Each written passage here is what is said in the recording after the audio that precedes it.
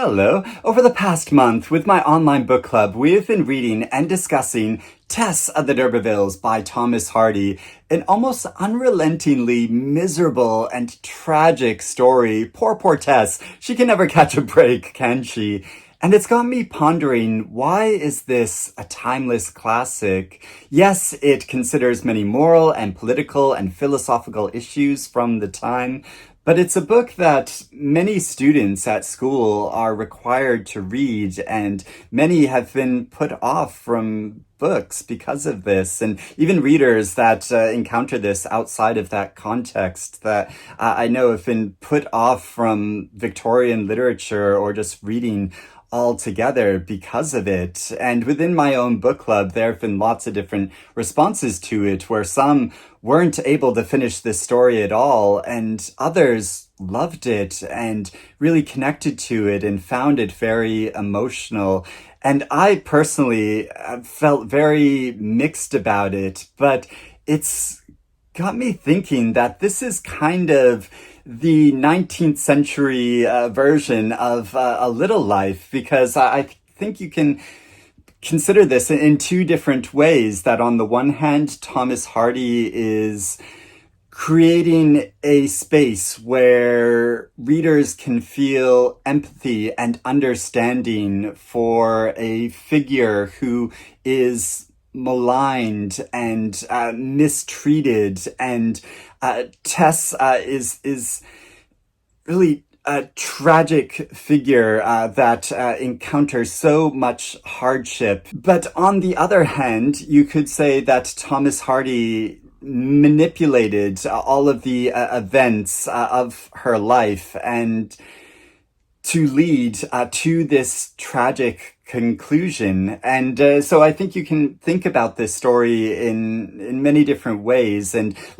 and with all books in general, but especially with classics, I think it's useful to think about this book on two different levels. There's the initial level, just as us as readers in the present time, our own personal enjoyment or frustration with this story. Do we find it effective in its storytelling? Is it atmospheric? Does it immerse us in this world? And then on the level of a classic, what does this say about the time period, about the society of Victorian England and its hypocrisies? And does it also consider themes which are timeless, that transcend this particular place and time? And does this justify its status as a classic? And as one of the members of my group, Fiona, pointed out, well, this is a book that has been read and considered and debated about ever since it was first published. And yes, maybe that designates it as a classic, that maybe that is just the meaning of a classic. But I want to delve into this a bit more and talk about my own personal reaction to this book and this story, but also looking at some of these larger issues and why this might be such a classic. Now, there's an issue with this book in that it was published in many different forms. It was first serialized before it was published in a full book form. And this Black Penguin Classics edition I think this is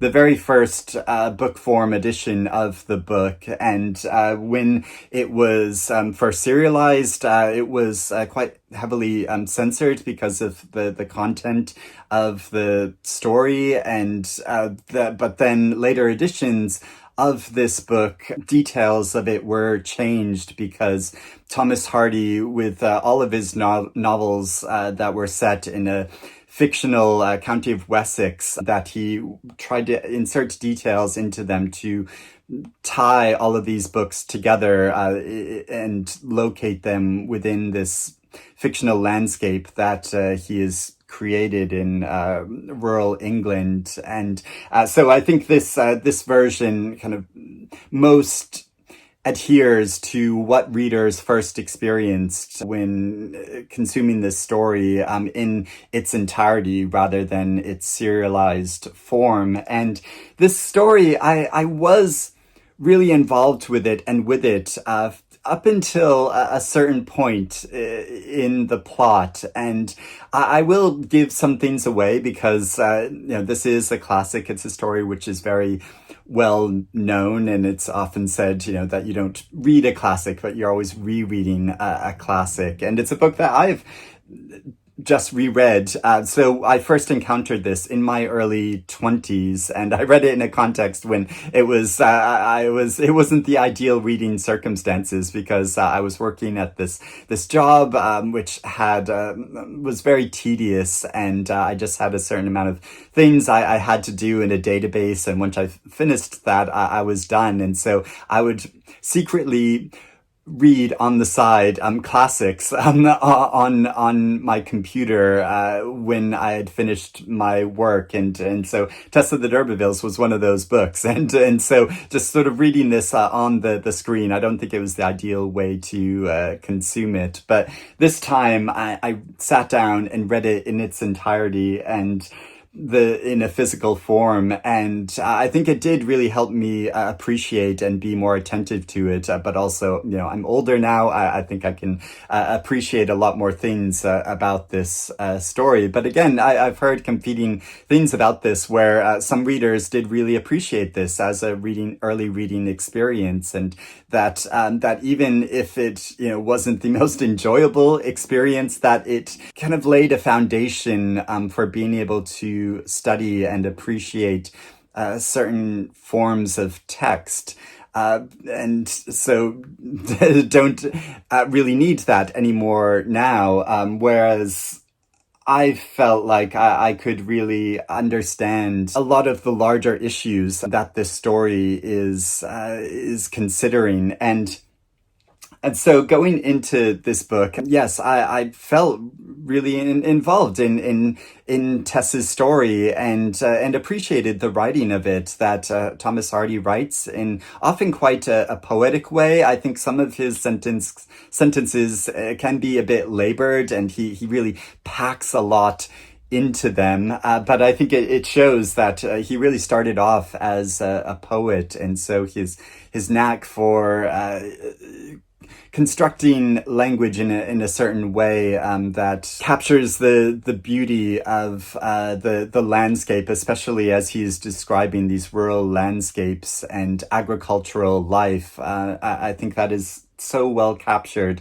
in this story. But Tess as a character, I felt really involved with from the very beginning, where and there's not a lot of plot to this story. I mean, it's fairly straightforward, even though it's a relatively long book, and it's something that makes me wonder, especially with books that were initially serialized, like how much in this story is kind of padding that the author put in, or kind of cliffhangers that he put on to entice the readers to want to continue reading it, into the next installment of the story. And so basically you can summarize it fairly quickly. So Tess comes from a family which is really down on its heels. They are live out in the countryside. They are almost impoverished. She has lots of brothers and sisters that need feeding and taking care of, and her father, there's an encounter at the very beginning of this story where her father encounters someone who says, "Oh, did you know that you are descended from this noble lineage of the D'Urbervilles, who were a noble family that fell on hard times?" And this really inspires and enlivens the father. He thinks, "Oh, we're nobles now," and believes that they should be able to spend all the money they want, but which of course they don't actually have. And but they learn that they have some relatives, or what they think are relatives, d'Urbervilles, that are local, that do have money. And so they send Tess to this family of d'Urbervilles to basically try to get money off from them. And there, Tess encounters Alec, who claims he is her cousin. Although we're told in the narrative that actually these d'Urbervilles, it's not actually their name. They just sort of assumed this name because they're kind of new money, and they've taken on this name to up themselves, up their status. Tess encounters Alec there, who is really distasteful character. He is lecherous. He's a serial stalker and sex pest, basically. And he follows Tess relentlessly, and she does not return this sentiment at all. And there's a famous scene in this story where Tess is returning home from a party late at night, a party that's gone on too long, and she just wants to go home and goes to bed. And Alec is like, "Oh, I will escort you." And there's a scene out as they are making their way home, which is omitted. The actual events of what happens in this scene are omitted from the story, but Tess is falling asleep, and Alec suddenly comes upon her. And it's been a matter of debate for a long time of like, oh, is this an instance of rape, or was Tess seduced and sort of gave into this, which I think is kind of a ridiculous argument. I mean, Tess definitely wasn't welcoming his advances, and also that there is a difference in power between these two figures. And Alec is a wealthy and powerful individual, and Tess is a vulnerable and impoverished individual, and she was taken advantage of. And so I consider that that this was rape, definitely. And there are some textual examples that can back this up, but yeah. So I think that whole sort of debate is kind of superfluous. Although this has been a topic of debate, I think says something in itself and shows still the modern relevance of this story, because yes, women who are victims of sexual assault, they continue not to be believed. They continue to be maligned and kind of shoved to the side, and whose lives are ruined. And the men who are responsible for this often aren't held to account. And so, yes, this does still have a really strong relevance in that way. But yes, this scene occurs, and all we know next is that Tess is pregnant, and she gives birth to her baby. And there's a heartbreaking scene that follows from this, because her baby is very ill and she loses the baby, but because she is Christian, she wants her baby to be baptized and buried in the churchyard, but the local priest denies her because of this, because she's unwed. This is a baby born out of wedlock, and it is such a heartbreaking scene. So I was with the story up until this point, and Tess tries to move forward. She goes to work at a dairy, and there she meets a man named Angel, and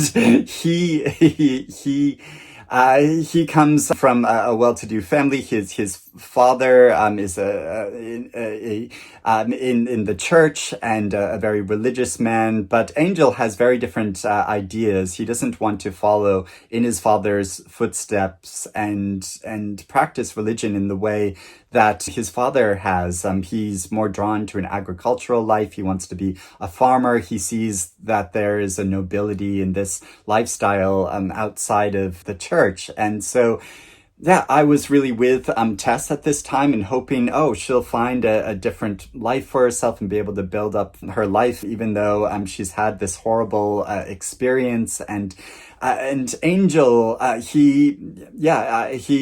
was really with him as a figure that was rebelling against the standards of the time and really trying to set out his own way in life. And so they encounter each other there, although they had briefly seen each other at a earlier time when Tess was participating in a local dance, and but Angel didn't dance with her, and so they meet at this dairy where Angel is. He's at this dairy. He's staying in an attic space above the cheese loft, and which just made me think, oh, this attic that Angel is staying in, it must really smell a lot. But anyway, aside from that, Angel is a very handsome man, and both Tess and all of the other milkmaids that work at this dairy, they completely fall for him, and there's an absolutely hilarious scene, I think, when all of these milkmaids and Tess are they're dressed up and they're going out and they encounter this body of water, this big stream. They want to get across, but they don't want to soil their dresses, and so Angel very nobly says, "Oh, I will carry you across individually," and so he takes each of these milkmaids and carries them across, and they're just swooning in his arms as they are being carried across, and we see this burgeoning connection between Tess and Angel, which takes place over quite a long period of time. And this is where it felt like the novel was really stretched out for me, or it dragged quite a lot, where there's this courtship between them, and Tess, of course, has this conflict of, do I reveal to Angel my past and what happened to me? And she really goes back and forth about this, and she asks for her mother's advice, and her mother is like, oh no, other people don't trumpet about their problems, and so you shouldn't trumpet about yours, and so Tess is really uncertain whether to reveal this to him or not, up until their wedding.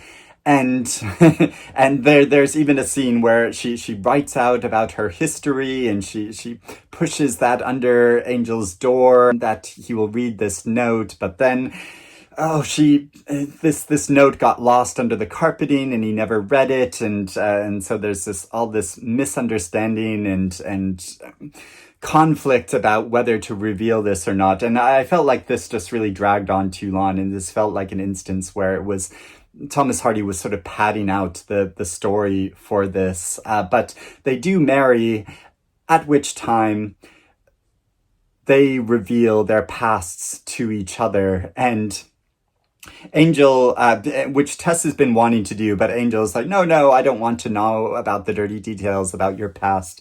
Let's just leave it for now. But once they're wed and they go to this, they stay at this quite like dilapidated place for their honeymoon, and then they finally decide, oh yes, let's reveal our past to each other. And Angel confesses that he had a sexual affair with a woman in the past. And Tess is like, oh, that's good to hear, and I forgive you, because I had my own issue in the past. And it's not said what she actually says. Thomas Hardy doesn't actually show the dialogue of Tess and what she actually says, but he says in the narrative that she reveals all to him about her past. And Angel, it's like, oh, you are not the woman that I thought I was marrying. You are a different person now. And he does not forgive her for her past in a completely hypocritical way, which made me so frustrated and angry. And you could say that the story is effective in that way, because I felt so emotionally involved and furious at Angel at this time. And there's a really horrific scene then when they go off and go to sleep, and Angel is a sleepwalker, and he picks up and Tess, and he brings her into the graveyard, sets her into a grave, because he says, oh, my wife is dead now. And we follow then afterwards,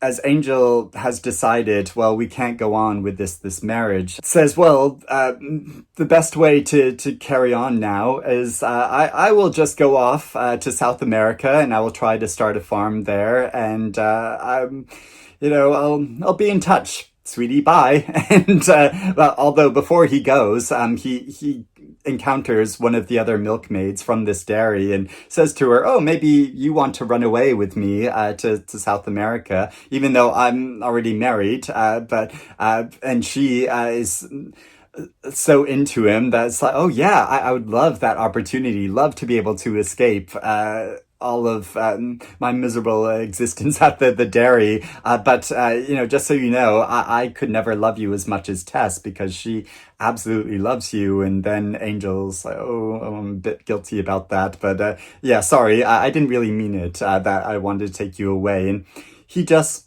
goes off to South America to start his farm, and Tess is left on her own and has to scrape together an existence, working really arduous labor on farms. And there's this antagonistic figure of a farmer who knows about her past and holds it over her and makes her work even harder because of this. And she is sending letters to Angel in South America saying, "Oh, please forgive me. I hope that we can get back together and find a way beyond this." And again, the story really dragged for me at this point as Tess goes through this torturous experience working on this farm. And yeah, I felt like this section was just really dragged out. And by the way, our old friend Alec, he pops up again and ridiculously has had this religious conversion where he starts preaching about religion. But this is quickly revealed that he doesn't actually believe this, because when he sees Tess again and her oh so sensuous lips. And by the way, this story talks about Tess's lips so much that they are this focal point of her sensuality, that men just fall for her because of her oh so kissable lips. And in a way, I quite like this, although it's quite strange in a way that we don't see or really know what Tess's physical features are all that much beyond her lips. And there's one description of her eyes as well, but we are told that she is a very beautiful individual and also quite well developed for her age, and this makes men just completely fall for her. And so yeah, Alec steps back into the picture. He starts stalking her again. It seems like every time she turns around, he is there saying, "Oh yeah, even though you have this past and I know that you've married, I still want to be with you." And in a way, Alec is kind of more honest than Angel, who is a just complete hypocrite that only wanted Tess, this idealized form of Tess as a country girl that he could take on as a wife, to help keep his farm for him. And but Alec, he just wants Tess as a possession, basically. He just sees her as a poor local girl that he can acquire as a possession because he desires her so much. And he's very upfront and honest about that. And so we follow this arduous period as he is pestering her constantly and Tess is refusing him. There's a really striking scene where Tess is like, "Oh, men can't resist my beauty, so I need to deface myself." And she cuts off her eyebrows and wraps a scarf around her head to try to make herself ugly and undesirable to men. And I thought that was such a striking scene. And we follow this going forward as Tess doesn't have any option but to give in to Alec because her family are literally turned out on the street. They're so impoverished, and she loses her father and her mother, and her siblings, her many siblings, are all turned out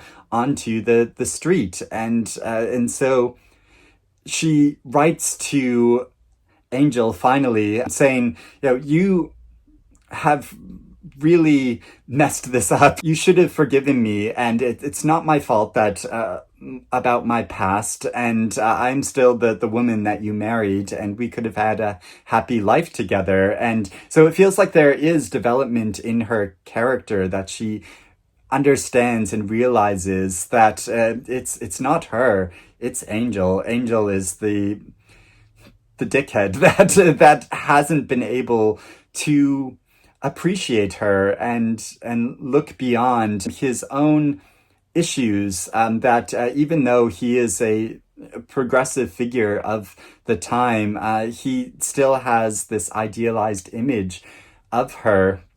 And it goes to one of the big issues in this book, when where the subtitle of this novel famously is "A Pure Woman," which I think there are different meanings to this very loaded term of a pure woman, where Thomas Hardy considers Tess to be a pure woman because she does no wrong in this story until the very end, which I'm going to get to, the very dramatic conclusion of this story. All of the bad things which occur to her are thrust upon her. She is forced into these circumstances.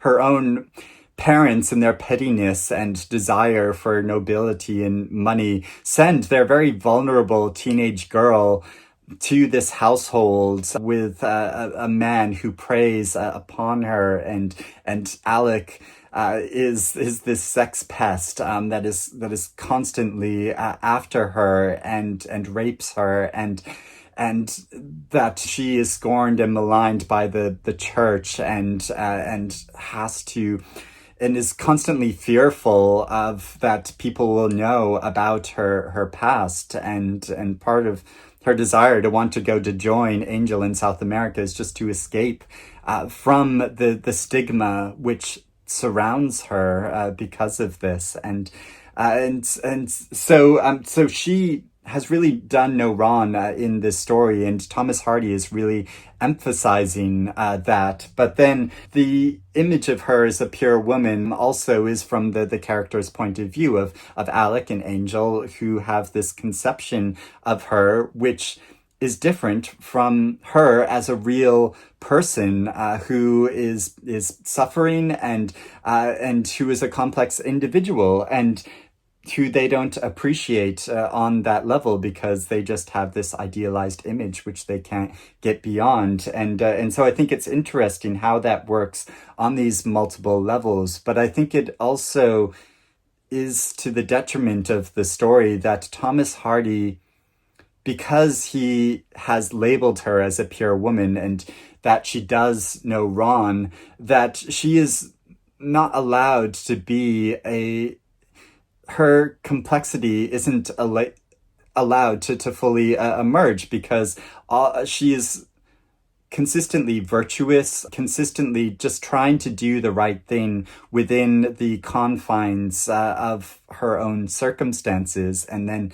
so becomes a tragic figure to these circumstances. Whereas if she was, I think, a fully rounded character, she would have been allowed to escape beyond these boundaries, and I think that is one of the main issues of the book and the story, that Thomas Hardy, like I alluded to early on with the comparison of A Little Life, which also has a tragic figure at its center, which a lot of readers have reacted strongly to these two books. I think not so much because they are such tragedies, but because it feels like the author has manipulated events where the character at the center of the story, they don't stand a chance and aren't able to work out of these circumstances that the author has placed them into, that it feels like at every turn in the story, there will be something which will impede them from being able to achieve any sense of lasting happiness, or be able to progress beyond their circumstances, or have the agency to work out of those circumstances. And I would question in this story, would Tess be any less sympathetic an individual if she did give in to Alec's seduction at the beginning, whether that was just for financial reasons or for social status, or if after she had become pregnant, if she had married him for those reasons, or would she be any less sympathetic and individual if she had withheld the information of her past from Angel for the entire time that they were married, that she wouldn't have been refused by him if she had confessed this to him. She could have kept it as a secret that entire time. Or if she had abandoned her family and the responsibilities of her many siblings and just gone out for herself to try to earn a living for herself and live on her own, would she be any less sympathetic and individual? But Thomas Hardy doesn't allow her the ability to do any of those things because he wanted to portray her as a pure woman who is faultless in this way. And I think this is the real issue that a lot of readers have, that feel like have been manipulated by the story in this way. But at the same time, I appreciate that Thomas Hardy wanted to portray her in this way so that there could be no question that Tess was to blame for anything that happens to her, and wanted to highlight that isn't it tragic, isn't it hypocritical about our society that an individual as vulnerable as Tess could be victimized by the men around her, and those men couldn't be held, weren't held to account because of the standards at the time, because of the misogyny of time and the imbalance between men and women in Victorian society. Now, Tess does act at the end of this book, which we find out in a really interesting way when Angel finally realizes that he's done wrong and returns to England, but he returns to Tess only for Tess to say, no, it's too late now, because she has married Alec and is with him now. But the action that she takes, we don't actually see, and it's interesting how the perspective shifts at this point, and the woman that keeps the households that Alec and Tess are staying in, she is just kind of in her sitting room, and she looks up at the ceiling and she sees this pool of blood coming through the ceiling, and so this is a very dramatic moment in this the story, which is otherwise, I think, lagged quite a lot in its relation of events, and it suddenly becomes very creepy and gothic as she sees this pool of blood, and then we see Tess fleeing and chasing after Angel. And they get back together. Angel forgives her for what she seems to very readily forgive her for murdering this man. And they run away together, and very bizarrely wind up at Stonehenge, and at which the police have tracked them down and take Tess into custody after allowing her to have a nap, strangely, But before that, Tess says to Angel, like, oh, I know I'm a criminal now, but I have this younger sister, Liza Lou, who maybe you want to get together, because probably our relationship isn't going to last. And indeed, she is arrested, and we get the final scene where Angel is with her younger sister. It's just, I think, really perverse and strange. But witnessing the mark, which tells that Tess has been executed for her crime. Now, it's really interesting that Thomas Hardy ends it in this way, because Thomas Hardy, when he was a teenager, he witnessed the hanging of a woman named Elizabeth Martha Brown, who had killed her husband. And Thomas Hardy, as a teenager, he was just stood there in the crowd watching this woman be hanged. And he reflects on this experience of how he found her very beautiful, and he and so he was aroused by her, but also watched her die and the horrific experience of watching her die. And so I feel like this is quite telling in how Thomas Hardy concluded this story, that he wanted to reference this incident that he witnessed in a early period of his life. But I feel like the figure of Tess, is imbued with all of these mixed feelings he has about this experience of being very attracted to this woman, but also that she was fated to these tragic circumstances, that she was hanged in this way. And so it feels like Tess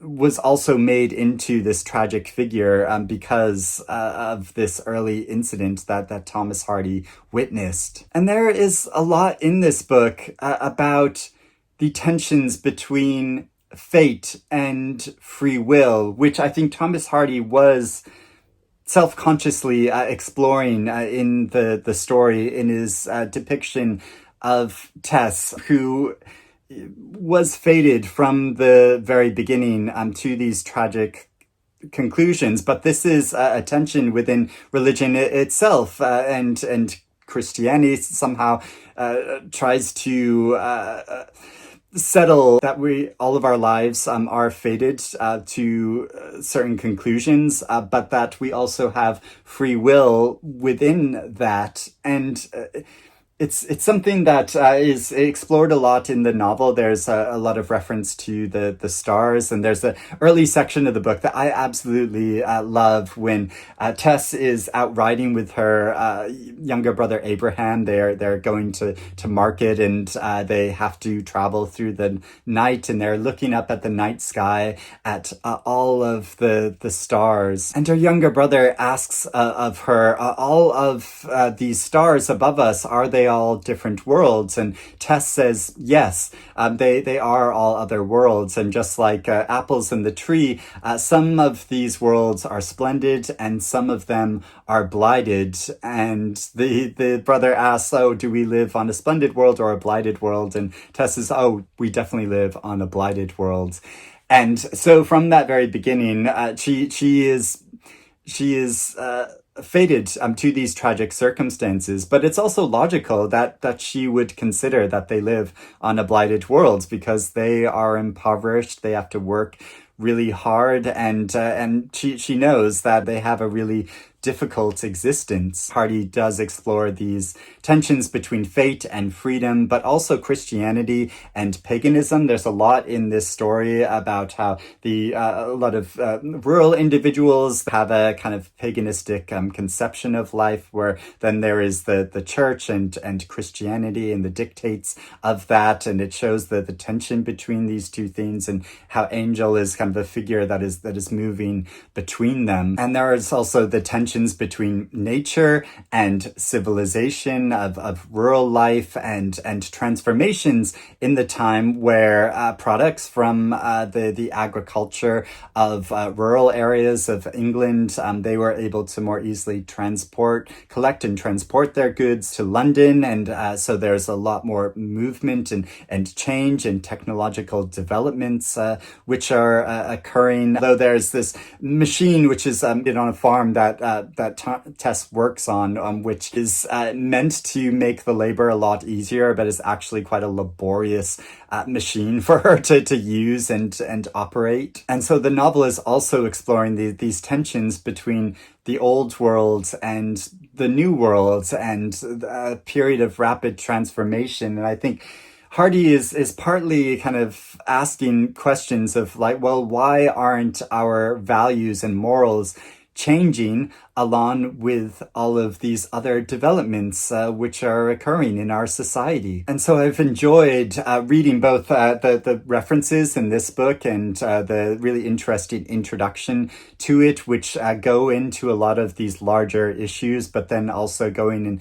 reading and listening to podcasts about this book, and to get a lot of different insights into it. But I almost find the experience of reading about this book more compelling and enjoyable than reading the book itself. It definitely has positive aspects to it, and I did enjoy certain scenes, but on the whole, I found it quite a bleak read, and there were sections that I did have to push myself to get through. And there are certainly other Victorian authors that I both enjoy reading more and that I think deliver much richer reading experiences. Authors like the Brontes and George Eliot and Elizabeth Gaskell and Wilkie Collins and Anthony Trollope, dear Anthony Trollope,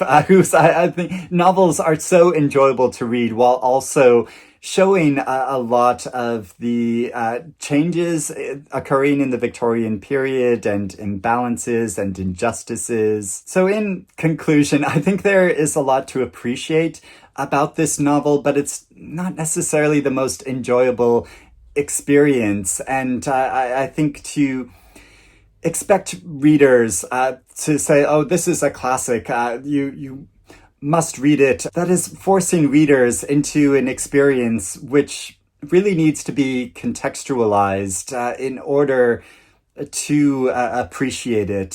So I'm glad, that there are editions like this Penguin Classic that has so many notes to it, and that so frequently throughout the book I was flipping to the back to better understand the specific literary references or religious references or things that Thomas Hardy was referencing throughout the text. But not always. I mean, I didn't want to interrupt the reading experience too much while I was getting through the story. And so I think it does justify its status as a classic, but I guess I would just say, proceed with caution when going into this book. But there's a lot more to say about it, obviously, because there so many ideas that are explored in this novel, and issues which can be debated about it. But I would love to know about your experience reading this novel,